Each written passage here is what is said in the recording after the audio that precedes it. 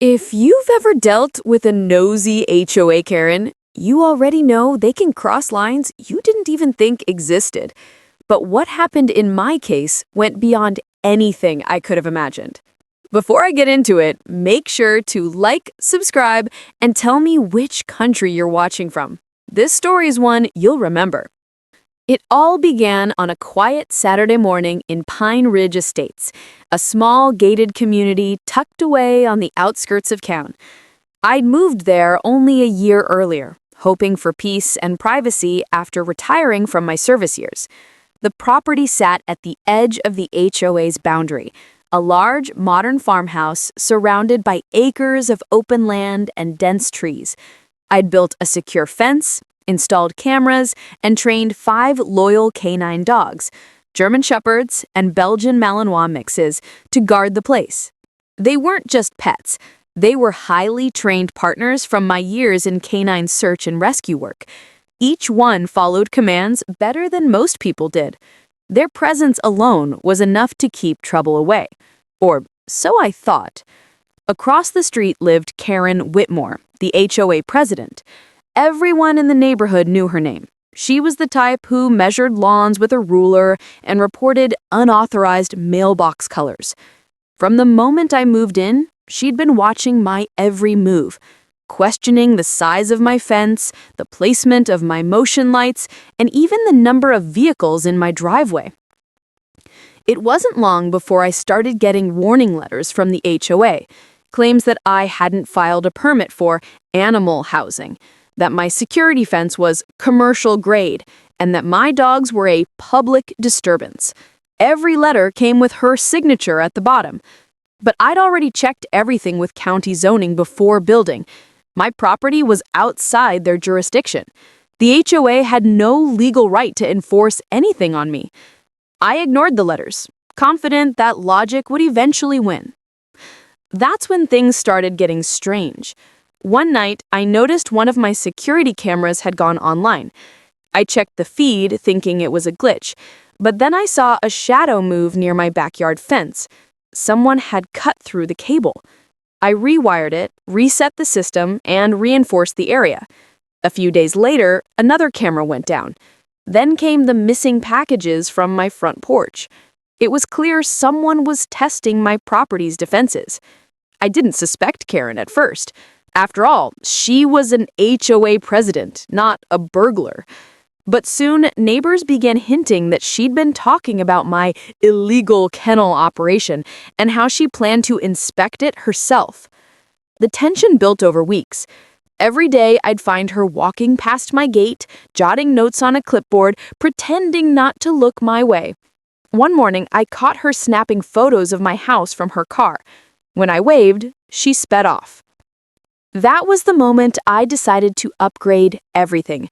Cameras, motion sensors, and even silent perimeter alarms. The dogs were trained to respond to trespass alerts. If anyone crossed the boundary uninvited, they'd know it. Still, nothing could have prepared me for what happened next.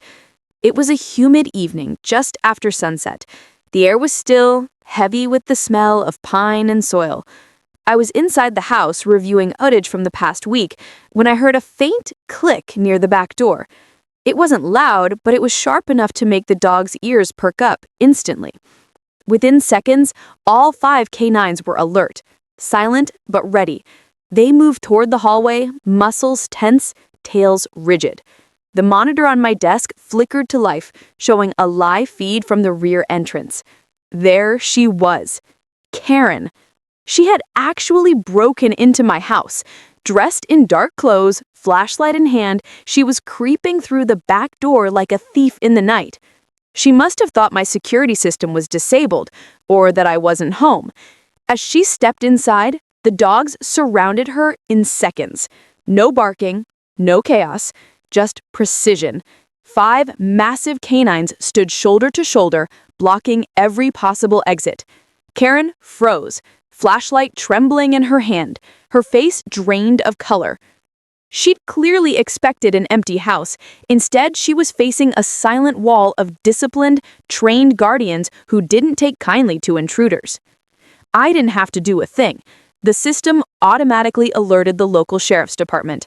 I stood at the top of the stairs watching everything unfold on my screen as the trespasser who had tormented me for months realized exactly how big of a mistake she had made.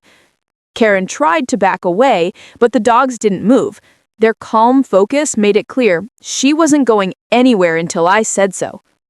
When the police lights finally flashed through the windows, I walked outside to greet them. By the time they entered the house, Karen was trembling, cornered in the hallway, muttering something about inspections and HOA business. But this time, her clipboard and excuses couldn't save her. As officers led her away, I thought about how far she'd gone just to prove control over someone who didn't answer to her. Breaking into my house wasn't just crossing a line, it was erasing it entirely. That night, I reviewed the security footage again and backed it up to 3 different drives. The evidence was ironclad. Karen's face, her movements, the timestamps, everything was there. But little did I know, the ordeal was only beginning. Because while Karen was being questioned downtown, the rest of the HOA was already rallying behind her, claiming I'd set her up, that my dogs had attacked a resident, and that I was the one who needed to be investigated. And that's where Chapter 2 begins, when the HOA tried to spin the story and I decided to expose everything they'd been hiding behind their perfect suburban image. By the next morning, word had spread like wildfire through Pine Ridge Estates.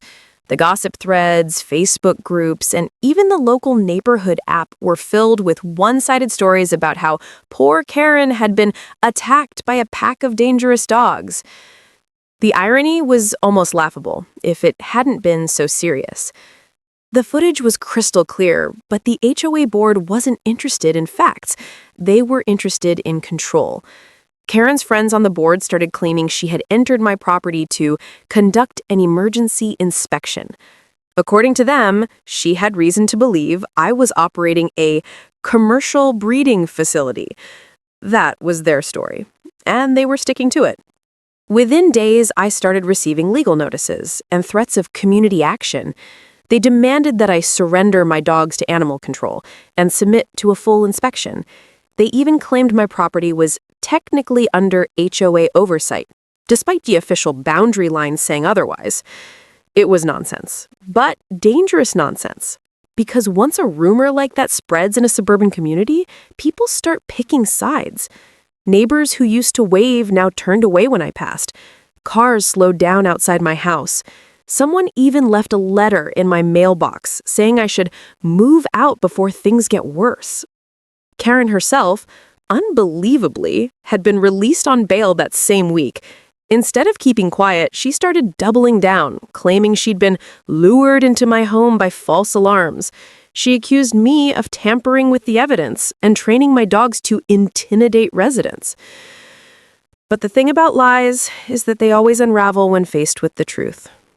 I'd spent my entire career documenting, archiving, and building cases that couldn't be disputed. So I got to work. I compiled every HOA notice, every false accusation, every security video from the day I moved in. I printed timestamps, maps, emails, and even text messages neighbors had forwarded me, showing how Karen and her board discussed making an example out of me. Then I took it all straight to the county sheriff's department and to my attorney. It didn't take long for the real story to come out. Karen had no legal authority to enter my property. In fact, she'd violated 3 separate state laws just by crossing my fence. The sheriff's office launched a formal investigation into her conduct and the HOA's actions. But even as the truth started surfacing, the board's desperation only grew. They began posting anonymous letters online claiming I'd edited the footage and threatened Karen. Someone spray-painted "dog killer" on my fence one night, a ridiculous claim, but one meant to stir fear and hate. I refused to engage. Instead, I decided to make everything public. With my attorney's approval, I uploaded a short video explaining the situation. No names, no slander, just facts. I showed the exact moment Karen entered the property, uninvited, and how my dogs had calmly contained her without causing harm. I ended the video with one question. What kind of HOA president breaks into a private home at midnight? Within hours, the video went viral. People from across the country began commenting, tagging legal experts, animal trainers, and even local journalists. The tide shifted almost overnight. What had started as a smear campaign turned into a full-blown scandal against Karen and her board. News outlets picked up the story. Reporters started calling the HOA office, demanding statements.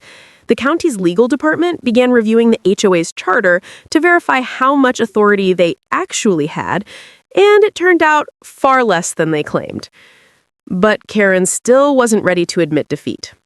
A week later, she filed a civil suit against me, claiming emotional distress and intentional intimidation. She accused me of orchestrating a setup to humiliate her publicly. The irony of being sued by the same woman who broke into my home was almost too much to process. Her lawyers tried to argue that her position as HOA president gave her implied right of entry. The judge laughed before the first recess.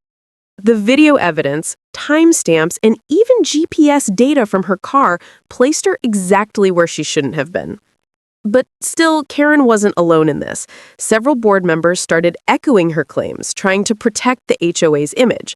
They wanted to discredit me, to paint me as a hostile outsider who didn't belong. But I lived enough years to know that power built on intimidation always collapses under truth. The more they pushed, the more evidence I released. Emails showing Karen's obsession with my dogs, screenshots of her private messages mocking outsiders in the community, and proof that she'd manipulated HOA funds to hire a private investigator to monitor me. Every piece hit like a hammer. Public opinion completely turned. The sheriff's department officially charged her with trespassing, stalking, and property damage. Two of her closest allies on the board quietly resigned. But the damage to my peace was done. Every night, the same thought echoed in my mind. If Karen had the audacity to break into my home once, what would stop someone else from trying again? That's when I decided it was time to go further. Not just to protect myself, but to make sure this never happened to anyone else. I began working with my old law enforcement contacts and community leaders, gathering documentation of the HOA's broader misconduct, how they used intimidation, false fines, and selective enforcement to control residents. It wasn't just about my dogs anymore. It was about every homeowner who'd ever been bullied into submission by a group that thought it was above the law. And that's exactly where Chapter 3 begins. When the investigation into one woman's obsession turned into a county-wide probe that would dismantle an entire HOA from the inside. When the county investigation into Pine Ridge Estates officially began, everything changed. What had started as one woman's trespassing case evolved into a full-blown legal reckoning. For years, the HOA had operated like a shadow government, issuing fines, harassing homeowners, and bending rules to benefit a select few. Karen wasn't just a bad president. She was the ringleader of a long-running scheme that used intimidation, falsified records, and hidden funds to maintain control. And now, every secret was coming to light. The investigation revealed that Karen and several board members had been pocketing HOA money under the guise of maintenance fees. They had been billing residents for landscaping projects that never existed, hiring friends and relatives for consultations, and approving inflated budgets with no transparency. When my footage of her break-in went viral, it cracked open everything they'd worked to hide. Neighbors who had once ignored the signs suddenly came forward with their own stories. One family showed records of being fined for fence color violations that weren't even in the HOA handbook. Another resident revealed she'd been billed thousands for a community renovation that never took place. As statements poured in, the county district attorney's office stepped in. Subpoenas were issued. Bank records were pulled, and Karen's carefully crafted empire began to crumble. But what truly sealed her fate was something much simpler than a document or a check. It was the pattern. Every person who opposed her, every family she'd targeted, had one thing in common. They had stood up to her authority. And now, I was the one standing at the center of it all. When the trial began, the courtroom was packed. Residents, reporters, even rival HOA officials from nearby communities came to watch. Karen entered with her usual smug confidence, but it vanished the moment the prosecutor played the footage. Her sneaking across my fence at midnight, my dogs calmly confronting her, and her stumbling backward in panic. The jury didn't need convincing. Within 2 weeks, the verdict was clear. Karen was found guilty on multiple counts: trespassing, harassment, and misuse of community funds.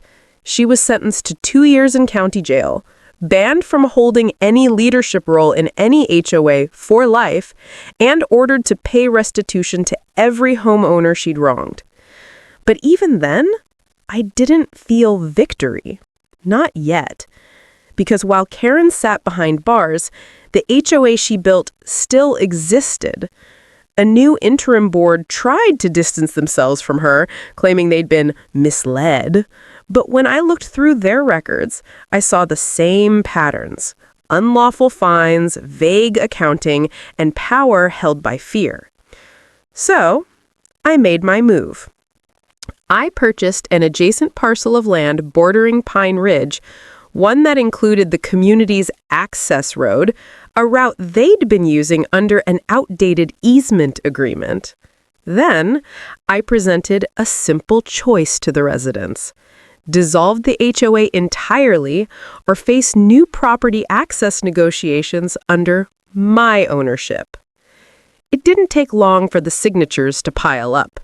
Within a month, the HOA Pine Ridge Estates was officially disbanded. Homeowners celebrated the end of a long reign of fear. The sheriff's office confirmed all outstanding fines were null and void. Every last rule Karen had created vanished into thin air. And for the first time in years, people in the community smiled again. The fence lines that had once divided neighbors now marked peace. The dogs, those same 5 loyal canine dogs who had been branded dangerous, became local heroes. Kids would wave when I took them for walks. Neighbors dropped off treats and thanked me for standing up when no one else dared. It wasn't about revenge anymore. It was about restoring balance, reminding people that authority only works when it's fair and accountable. One evening, as the sun dipped below the tree line, I stood by the same gate where Karen had trespassed months before. The camera lights flickered softly, and my dogs rested by my side. The silence of the property felt peaceful again, the kind that can only exist when justice has been served. I took a slow breath, feeling that long, heavy tension finally lift. This place, this home, had always been mine. But now it was free from the shadow of those who tried to control it. Before heading back inside, I left the porch lights on and glanced toward the camera that had captured everything. I thought of all the people who'd watched, supported, and shared my story online. People from across the world who'd seen the truth for what it was. Then I smiled and said what I always do at the end of these stories. If you're watching this from the United States, Canada, India, or anywhere in the world, let me know where you're from in the comments. And if you enjoyed the story, don't forget to like, subscribe, and stay tuned for more real-life HOA and Karen dramas. Because sometimes standing your ground is the best way to make change. The screen fades to black, the outro music begins, and in the quiet of Pine Ridge, peace finally returns, without Karen, without corruption, and without fear.